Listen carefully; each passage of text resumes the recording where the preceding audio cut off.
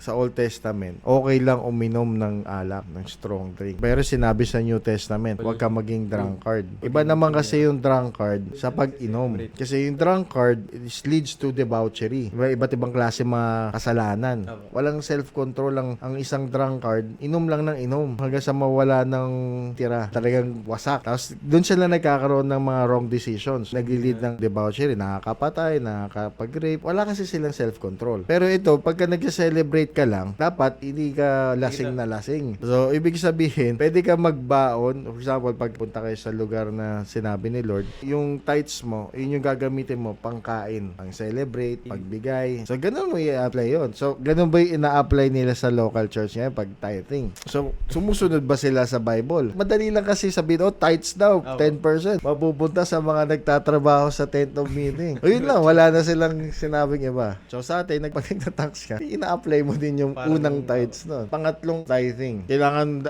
yung tithes mo, binibigay sa mga nangangailangan. So, kung i-apply mo to in today's time, titignan mo kung sino yung nangangailangan sa town mo. Sa barangay nyo, yun yung bibigyan mo, tutulungan mo. So, may pagmamahal dun. Makikita mo, sobrang inline ang pagbibigay dun sa community nyo, hindi sa local church. Of course, pwede mo suportahan yung pastor. Bigyan mo ng tulong, okay lang yun. I mean, pagmamahal naman yun eh. Pero hindi pwede yung sabihin ng pastor, sabihin mo, tithes ay para sa mga pastor.